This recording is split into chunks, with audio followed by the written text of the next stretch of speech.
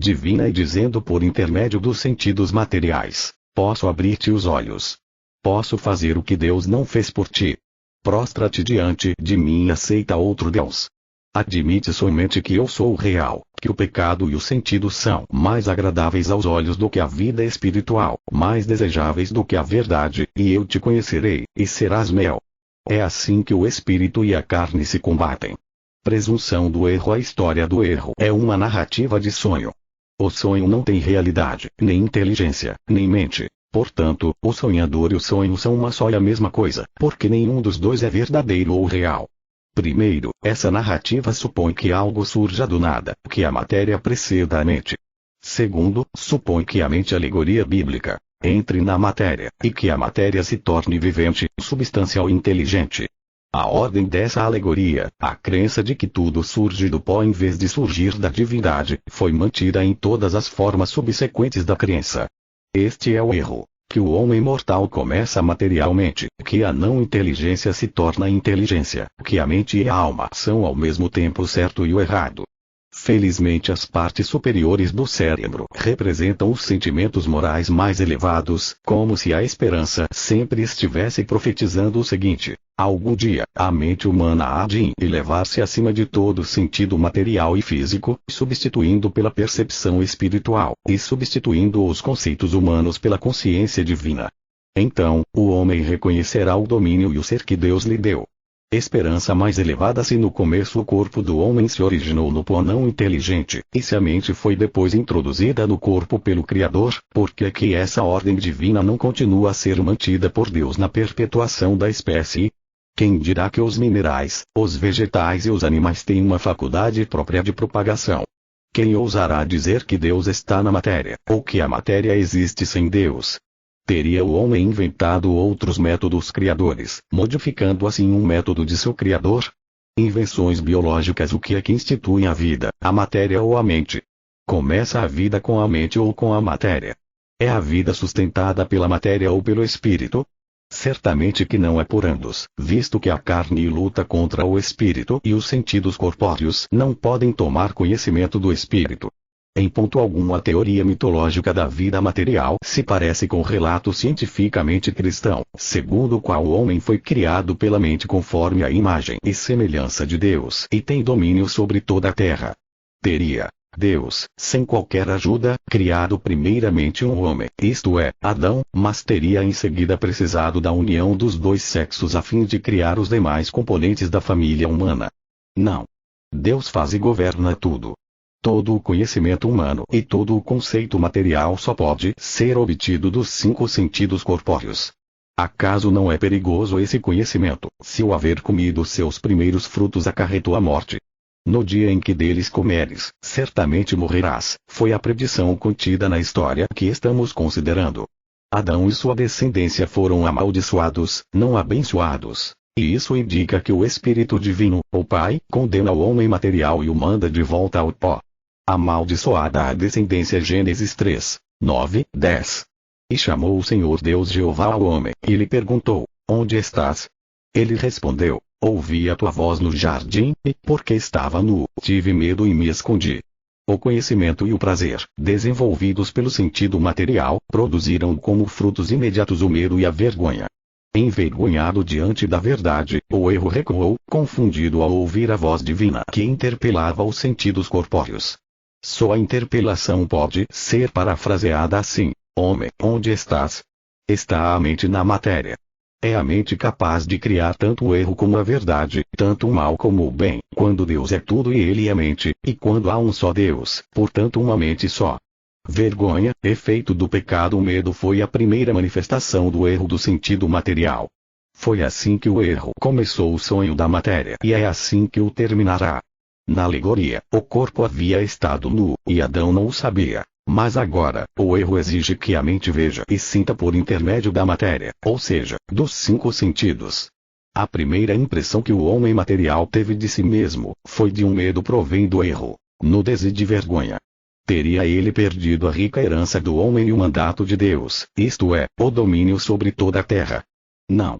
Isso jamais fora concedido a Adão. Gênesis 3, 11, 12.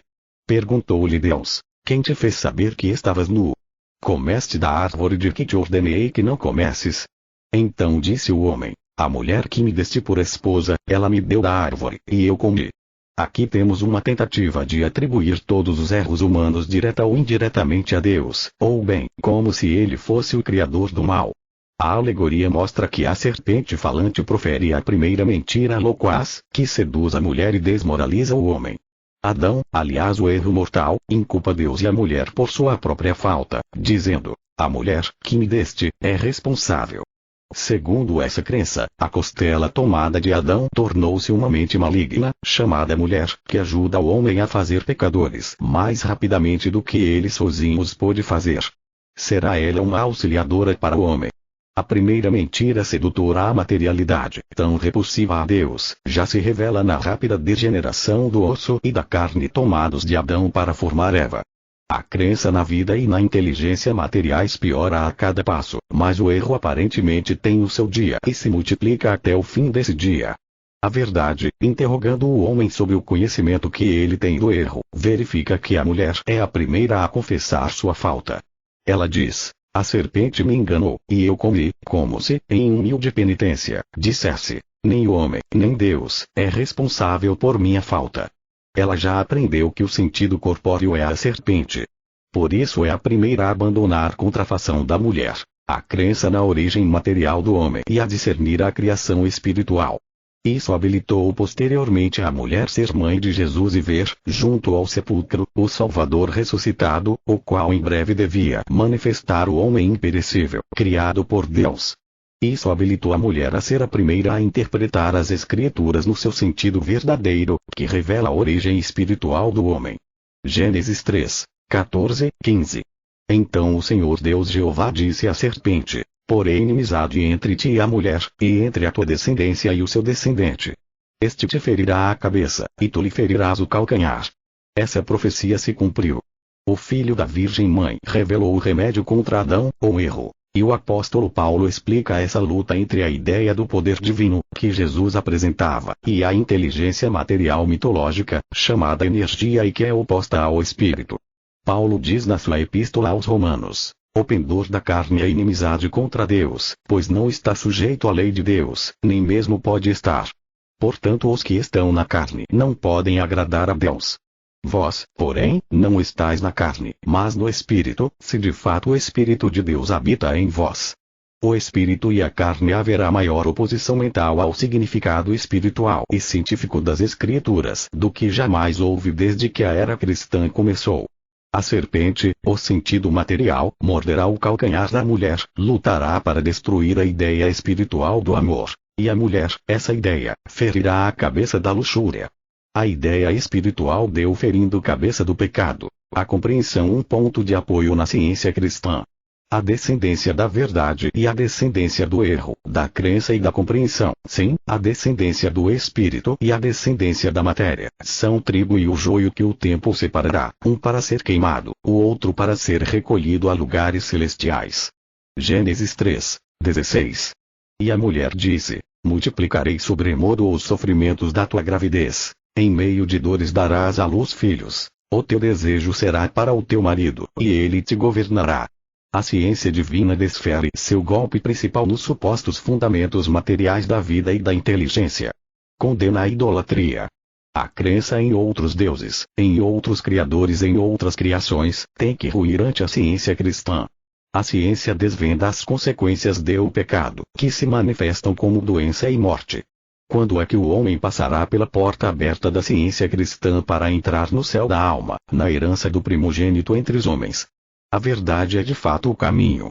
A sentença contra o erro. Gênesis 3, 17, 19. E a Adão disse: visto que atendeste à voz de tua mulher, e comeste da árvore que eu te ordenara não comesses, maldita é a terra por tua causa, em fadigas obterás dela o sustento durante os dias de tua vida. Ela produzirá também cardos e abrolhos, e tu comerás a erva do campo. No suor do rosto comerás o teu pão, até que tornes a terra, pois dela foste formado, porque tu és pó e ao pó tornarás. No primeiro capítulo do Gênesis lemos: a porção seca chamou Deus terra, e ao ajuntamento das águas, mares. No Apocalipse está escrito: Vi novo céu e nova terra, pois o primeiro céu e a primeira terra passaram, e o mar já não existe. Na visão de S. João, o céu e a terra significam ideias espirituais, e o mar, símbolo dos conceitos humanos que avançavam e recuam, agitados pela tempestade, é representado como tendo passado. A compreensão divina reina, é tudo, e não há outra consciência. Nova terra, e o mar já não existe. O caminho do erro é terrível de contemplar. A ilusão do pecado não tem esperança nem Deus. Se a gravitação e a atração espirituais do homem para o único Pai, em quem vivemos, e nos movemos, e existimos, se perdesse, e se o homem fosse governado pela corporalidade em vez de o ser pelo princípio divino, pelo corpo em vez de pela alma, o homem seria aniquilado. Criado que fosse pela carne em vez de pelo espírito, oriundo da matéria em vez de oriundo de Deus, esse homem mortal seria governado por si mesmo. Se o cego guiar outro cego, ambos cairão. A queda do erro, as paixões e os apetites têm que terminar em sofrimento.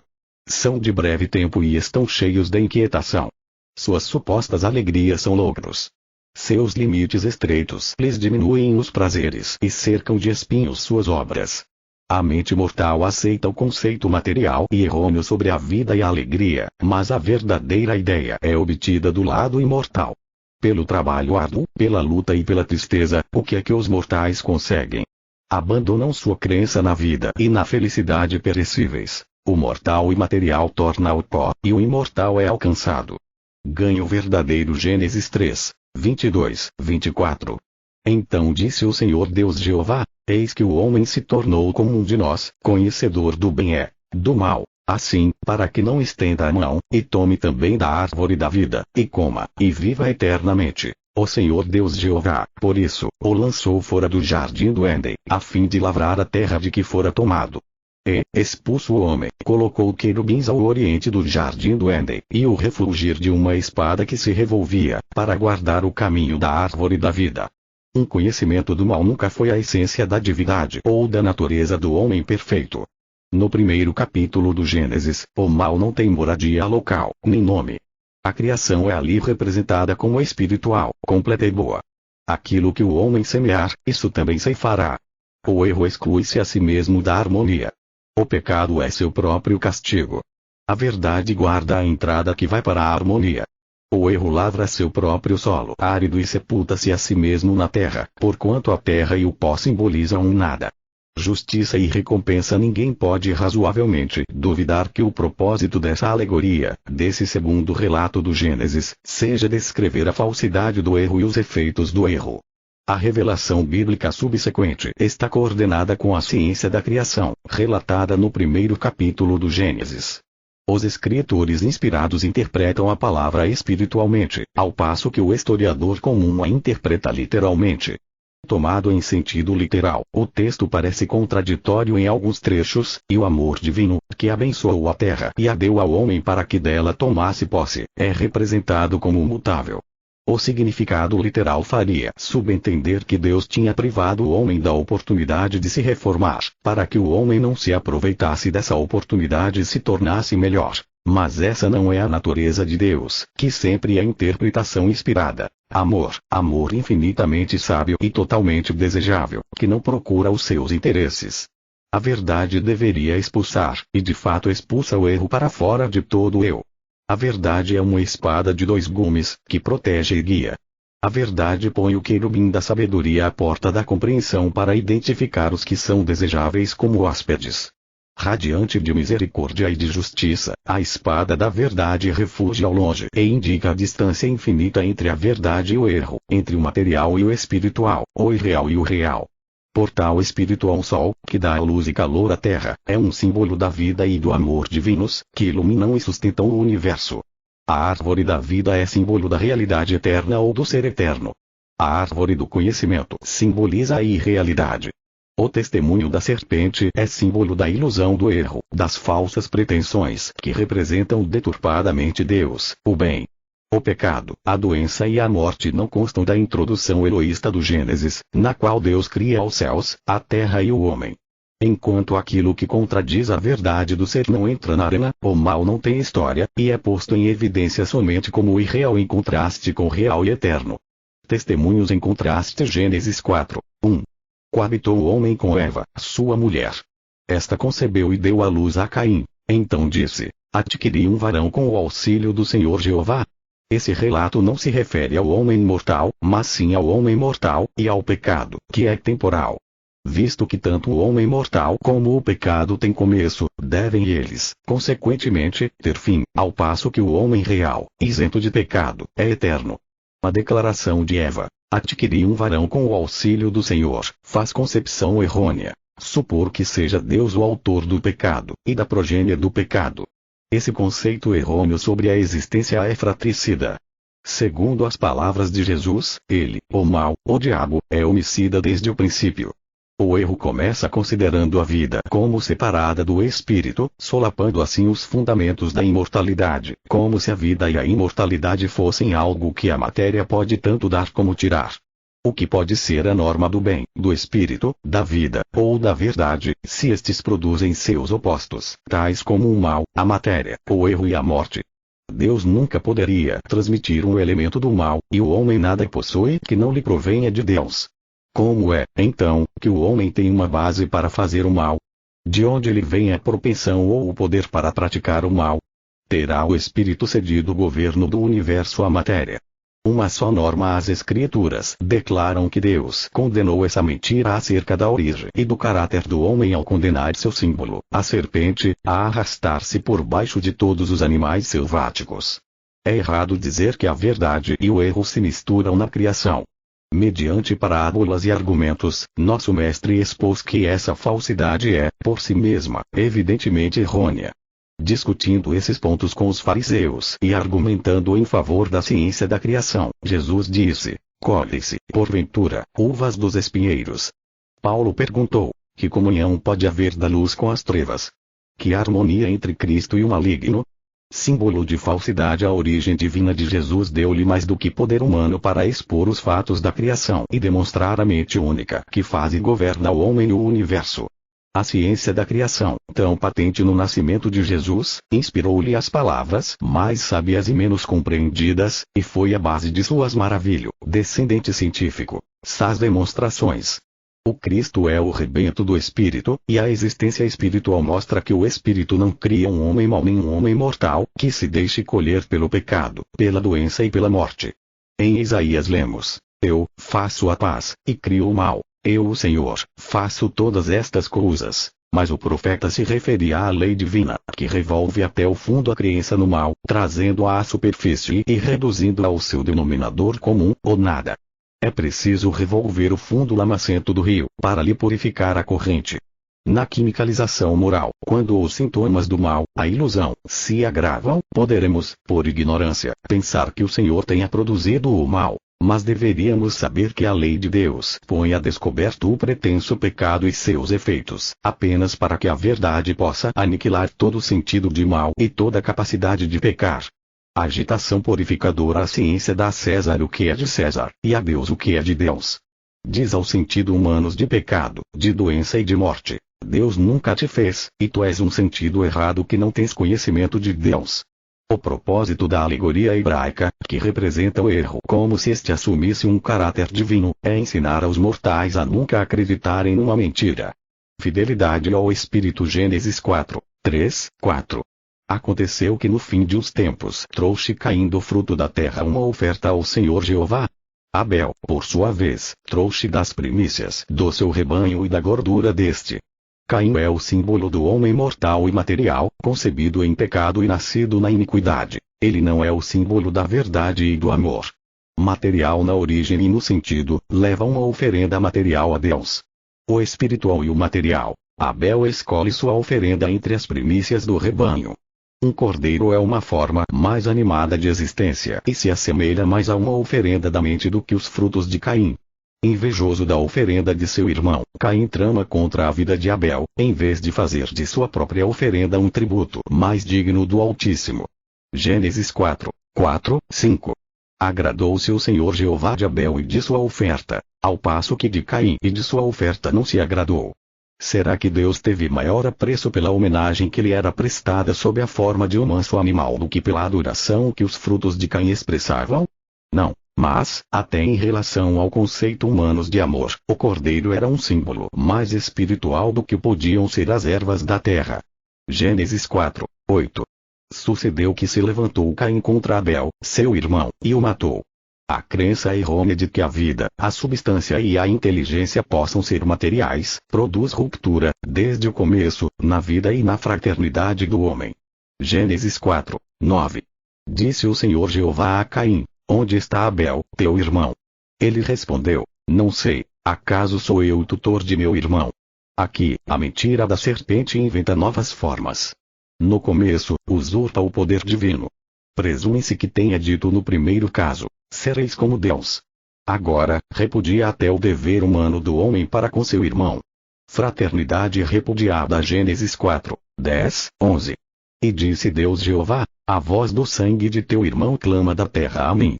És agora, pois, maldito por sobre a terra. A crença de que haja vida na matéria peca a cada passo. Incorre no desagrado divino e quis matar Jesus para desembaraçar-se da verdade importuna. As crenças materiais procuram matar a ideia espiritual sempre e onde quer que esta apareça. Embora o erro se esconda atrás de uma mentira e releve a culpa, o erro não pode permanecer escondido para sempre. A verdade, por suas leis eternas, desvenda o erro. A verdade constrange o pecado a se trair e estampa no erro a marca da besta. Até mesmo a disposição de relevar a culpa ou de ocultá-la é punida. Subtrair-se à justiça e negar a verdade tendem a perpetuar o pecado, a atrair o crime, a comprometer o autodomínio e a zombar da misericórdia divina. O homicídio traz sua maldição. Gênesis 4, 15. O Senhor Jeová, porém, lhe disse: assim qualquer que matará Caim será vingado 7 vezes. E pôs o Senhor Jeová um sinal em Caim para que não ferisse de morte quem quer que o encontrasse. Os que lançam mão da espada, a espada perecerão. Que a verdade ponha a descoberto o erro e o destrua do modo como Deus o destrói, e que a justiça humana imite a divina. O pecado receberá o pleno castigo que merece, tanto pelo que é como pelo que faz. A justiça marca o pecador e ensina os mortais a não tirarem os marcos com que Deus assinala o caminho. A justiça entrega ao próprio inferno da inveja a mentira que, para progredir, viola os mandamentos de Deus. Retribuição e remorso. Gênesis 4, 16. Retirou-se Caim da presença do Senhor Jeová, e habitou na terra de Nod. Por não ter verdade alguma que o sustente, o pecaminoso conceito errôneo de que a vida é algo menos do que Deus, recai sobre si mesmo. Esse erro, depois de alcançar o auge do sofrimento, cede à verdade e torna-o pó. Mas é apenas o homem mortal e não o homem real que morre. A imagem do espírito não pode ser apagada, já que ela é a ideia da verdade e não muda, mas torna-se mais nítida na sua beleza, com a morte do erro. O auge do sofrimento na ciência divina, o homem material está excluído da presença de Deus. Os 5 sentidos corpóreos não podem tomar conhecimento do espírito. Não podem chegar à sua presença, e têm que viver no país dos sonhos, até que os mortais cheguem a compreender que a vida material, com todo o seu pecado, sua doença e morte, é uma ilusão, contra a qual a ciência divina está empenhada numa campanha de extermínio. As grandes verdades inerentes à existência jamais são excluídas pela falsidade. Viver no país dos sonhos. Todo erro provém da evidência que se apresenta aos sentidos materiais. Se o homem é material e tem sua origem em um óvulo, quem dirá que o homem não é essencialmente pó? Não teria Darwin razão ao pensar que o símio precedeu o homem mortal? Segundo a ciência divina, verifica-se que os minerais e os vegetais são criações do pensamento errôneo, não da matéria. Acaso o homem que Deus criou com uma palavra, originou-se de um óvulo? Quando o Espírito fez tudo, deixou alguma coisa para ser criada pela matéria. Só as ideias da verdade são refletidas nas miríades de manifestações da vida, e assim se verifica que o homem provém então só da mente. A crença de que a matéria sustenta a vida, procura tornar mortal a vida, ou Deus. O homem provém da mente. O texto: esta é a gênese dos céus e da terra, quando o Senhor Deus Jeová os criou, introduz o relato sobre uma criação material que se seguiu à espiritual. Criação essa tão completamente diferente da criação de Deus, que nela o espírito não teve participação alguma. Na criação de Deus as ideias tornaram-se produtivas em obediência à mente. Não havia chuva e não havia homem para lavrar o solo. Como a mente, não a matéria, era a produtora, a vida era sustentada por si mesma. O nascimento, a decadência e a morte provêm do conceito material acerca das coisas, não do conceito espiritual, pois neste último a vida não consiste das coisas que o homem come. A matéria não pode mudar o fato eterno de que o homem existe porque Deus existe. Nada é novo para a mente infinita. Começo material na ciência, a mente não produz a matéria, nem a matéria produz a mente. Nenhuma mente mortal tem poder, direito, ou sabedoria, para criar ou para destruir. Tudo está sob o controle da mente única, ou seja, Deus. A primeira menção acerca do mal, a primeira sugestão de que existe mais de uma mente, acha-se na fábula da serpente. Os fatos sobre a criação, como foram previamente relatados, nada incluem dessa espécie. Primeira sugestão, mas supõe-se que a serpente tenha dito: sereis como deuses, mas esses deuses deviam ter se desenvolvido da materialidade e ser justamente os antípodas do ser espiritual e imortal. O homem é a semelhança do espírito, mas uma personalidade material não é essa semelhança. Por isso, o homem, nessa alegoria, não é um Deus inferior, nem a imagem e a semelhança do Deus único. Personalidade material, a crença material e errônea inverte a compreensão e a verdade. Declara que a mente está na matéria e é da matéria, que a assim chamada vida mortal é vida, que a infinidade entra pelas narinas do homem, de maneira que a matéria se torna espiritual. O erro começa com a corporalidade como produtora, em vez de começar com o princípio divino, e explica a divindade mediante conceitos mortais e finitos. Eis que o homem se tornou como um de nós. Isto não poderia ser o enunciado da verdade ou ciência, porque, segundo o relato, o homem material estava degenerando com rapidez e nunca fora divinamente concebido. A condenação a lavrar o solo, imposta aos mortais, significa isto: que os mortais precisam de tal modo corrigir a crença material, pelo pensamento tendente a elevar-se espiritualmente, que possam destruir a materialidade. Ao homem, criado por Deus, foi dado o domínio sobre toda a terra. A noção de ser material o universo é inteiramente contrária à teoria de que o homem tenha evoluído da mente. Tais erros fundamentais introduzem